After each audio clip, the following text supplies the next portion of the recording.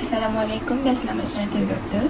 Kami daripada kumpulan T3 DESIO akan membentangkan tugasan baru kumpulan 1, iaitu projek meningkatkan kesejahteraan kanak-kanak. Tempat kami menjalankan aktiviti ini adalah di Pertubuhan Rumah Kebajikan Seri Cahaya Pulau Pinang. Seterusnya saya akan memulakan pembentangan kami.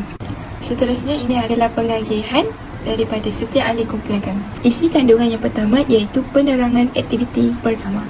Samisis atau dikenali sebagai Simon berkata merupakan permainan yang melatih pendengaran dan fokus kita dalam sesuatu arahan. Main ini sering dimain di pelbagai negara seperti Arab, India, China dan Jepun. Permainan ini mempunyai banyak manfaat yang diperolehi sekiranya dimainkan oleh kanak-kanak. Manfaat permainan ini ialah mengajar kanak-kanak untuk menghormati orang lain.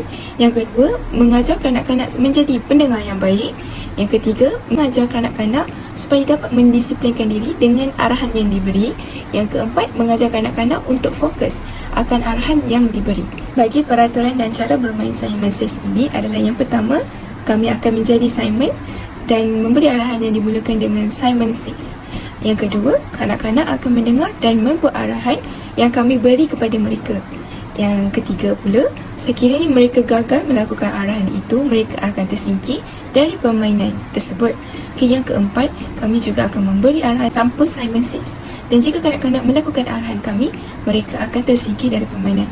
Yang kelima, permainan akan diberikan kepada 3 kanak-kanak yang terakhir bertahan dalam permainan ini. Komponen psikologi yang terdapat di dalam aktiviti yang pertama iaitu pematuhan. Aktiviti ini menguji kemampuan kanak-kanak untuk mematuhi arahan dan perintah. Hal ini merupakan suatu aspek penting dalam psikologi sosial dan interaksi sosial. Yang kedua pula, perhatian. Kanak-kanak perlu memberikan perhatian sepenuhnya terhadap arahan yang diberikan oleh pemimpin. Kesalahan seringkali terjadi apabila peserta tidak sepenuhnya memerhatikan apakah frasa Simon Says disertakan atau tidak. Seterusnya, hubung kait Simon Says dalam kehidupan seharian. Yang pertama, mendengar dan mematuhi perintah. Permainan Simon Says memerlukan kanak-kanak untuk mendengar arahan dengan teliti. Hal ini dapat diterapkan dalam kehidupan seharian mereka, di mana penting bagi kanak-kanak untuk mendengar dan mematuhi arahan dari orang tua atau guru mereka. Kebolehan untuk memahami dan mengikuti perintah dengan baik merupakan kemahiran yang penting untuk pengalaman belajar dan keselamatan mereka. Yang kedua pula, kesabaran dan disiplin. Simon Says memerlukan kesabaran kerana kanak-kanak harus menunggu perintah dari Simon sebelum melakukan tindakan. Ini mengajarkan mereka untuk tidak tergesa-gesa dan bersabar dalam menunggu petunjuk. Kesabaran dan disiplin yang dipelajari dalam permainan ini dapat diterapkan dalam situasi sehari-hari seperti menunggu giliran, mengikuti jadual atau menyelesaikan tugas. Yang ketiga pula, permainan Simon Says ini memerlukan fokus mereka supaya hanya bertindak jika mendapat arahan yang dimulakan dengan Simon Says sahaja. Hal ini dapat menambahkan konsentrasi atau fokus mereka terhadap arahan-arahan yang dikeluarkan. Fokus ini dimanfaatkan dalam kehidupan seharian mereka seperti belajar dan melakukan sesuatu tugasan. Yang keempat pula, sifat kepemimpinan. Dalam permainan Simon Says, seorang pemimpin Simon memberikan arahan yang diikuti. Kanak-kanak dapat belajar mengenali dan mengambil peran sebagai pemimpin serta memahami tanggungjawab pada posisi tersebut. Penerangan aktiviti yang kedua iaitu aktiviti emotion carrots. Emotion carrots adalah juga dipanggil feeling carrots atau body language carrots. Ialah satu variasi permainan carrots klasik, tetapi fokus utama adalah untuk membantu kanak-kanak mengaitkan emosi dengan ekspresi muka dan bahasa badan mereka melalui permainan. Objektif bagi emotion carrots ini adalah untuk memastikan kanak-kanak dapat mengenal pasti dan memahami pelbagai emosi. Yang kedua pula, membantu kanak-kanak untuk memahami apa yang dirasai oleh orang lain. Cara untuk bermain emotion carrots ini adalah melalui 2 aktiviti yang telah dilakukan semasa dalam tugasan pertama ini. Aktiviti yang pertama dalam emotion carrots ini iaitu kanak-kanak akan didedahkan dengan emosi. Mereka dibahagikan kepada kumpulan. Mereka akan bergerak dari satu checkpoint ke checkpoint yang lain. Mereka dikenali untuk mengenal pasti gambar yang memaparkan emosi yang pelbagai seperti gembira, sedih, takut, keliru, marah, sakit dan juga letih. Dan menulis jawapan mereka di atas sticky note yang diberikan.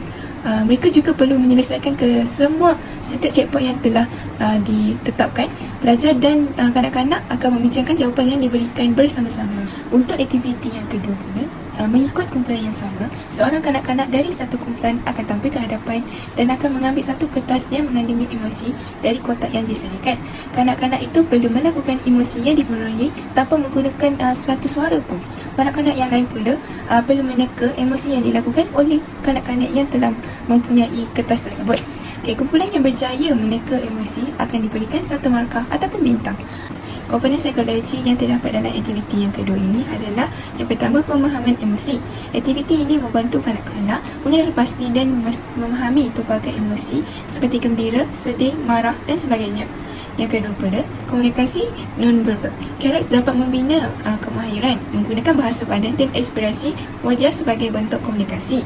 Kesemua komponen ini membantu dalam pembangunan emosi, sosial, kreatif dan kognitif kanak-kanak melalui cara yang interaktif dan berseronok. Yang seterusnya, hubung kait emotion carrots dalam kehidupan seharian kita. Yang pertama, emotion carrots ini dapat membantu kanak-kanak yang malu atau cemas untuk keluar dari cengkeraman mereka untuk meluahkan perasaan mereka ketika itu. Yang kedua pula, membantu kanak-kanak untuk menunjukkan perasaan yang bersesuaian dengan situasi yang dialami oleh mereka. Dengan ini, ianya dapat membuka peluang kepada kanak-kanak untuk meluahkan perasaan yang mereka pendam. Oleh itu, kanak-kanak akan sentiasa berbuat baik sesama manusia dan akan sentiasa menghulurkan bantuan sekiranya diperlukan. Bagi maklum balas ataupun feedback kanak-kanak dalam aktiviti yang dijalankan iaitu Simon Says dan juga emotion carrots. Maklum balas kanak-kanak yang pertama ini dia kata I'm the winner sambil berketawa. Bagi ulasan untuk ini adalah aktiviti Simon Says dapat melatih sifat lebih fokus dalam diri mereka. Kanak-kanak pertama ini dia merupakan pemenang dalam aktiviti ini. Selepas selesai aktiviti ini, mereka kelihatan lebih teliti dalam mendengar arahan yang diberikan. Bagi maklum balas kanak yang kedua, iaitu dia berkata I'm so happy and excited. Let's do it again. Ulasan untuk ini berdasarkan pernyataan di atas. Selepas melakukan aktiviti emotion carrots ini, mereka lebih gembira dan seronok kerana hampir 100% daripada tekanan mereka dalam aktiviti ini tepat seperti dalam jawapan. Seterusnya, kita akan pergi ke refleksi dalam segala aktiviti yang telah dijalankan di rumah kebajikan ini. Kebaikan pertama yang kita dapat lakukan adalah dapat mengeratkan silaturahim dalam kalangan warga di rumah kebajikan dengan para ahli kumpulan. Yang kedua, dapat menjadikan ia salah satu pengalaman yang sangat berguna dan membakar semangat kami untuk terus melakukan kebaikan dalam kehidupan kami. Yang ketiga pula, dapat mengurangkan kesepian dalam kalangan penduduk rumah kebajikan tersebut. Yang seterusnya, keburukan. Yang pertama, kita mempunyai masa yang terhad semasa menjalankan projek tersebut. Keburukan yang kedua yang terdapat dalam aktiviti yang dijalankan adalah tenaga kanak-kanak yang semakin berkurangan. Refleksi yang seterusnya dalam mengendalikan aktiviti ini iaitu halangan dan cabaran. Sebelum pelaksanaan, yang pertama adalah mencari lokasi untuk jalankan aktiviti ini. Oleh kerana kumpulan kami berkolaborasi dengan kumpulan yang lain, kami harus mencari rumah anak yatim yang mampu menampung sebanyak 46 orang pelajar. Masalah yang kedua pula, pengangkutan. Pengangkutan juga menjadi satu cabaran bagi kumpulan kami kerana melibatkan dengan kumpulan yang lain. Yang ketiga pula, pengutipan dana. Walaupun isu ini dapat diselesaikan dengan cepat, namun pengutipan dana juga menjadi salah satu cabaran dalam menjayakan projek ini kerana ada beberapa aspek yang perlu dipertimbangkan seperti pengangkutan, alatan yang digunakan semasa aktiviti, makanan kanak-kanak yang terlibat serta cedera hati. Halangan dan juga cabaran semasa pelaksanaan aktiviti ini adalah yang pertama, masalah komunikasi dengan kanak-kanak. Yang kedua pula, perbezaan usia. Perbezaan usia di kalangan kanak-kanak itu juga menjadi satu cabaran yang kumpulan kami tidak jangkakan.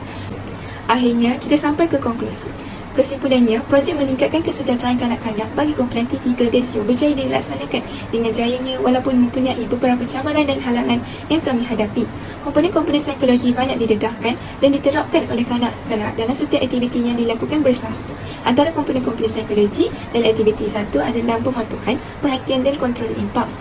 Manakala bagi aktiviti kedua, komponen psikologinya adalah pemahaman emosi, komunikasi non-verbal, kesedaran diri, kerjasama dan sosialisasi. Dalam konteks refleksi pula, banyak pengajaran kami pelajari dan akan diperbaiki pada masa hadapan apabila mempunyai peluang untuk mengadakan aktiviti-aktiviti seperti ini lagi.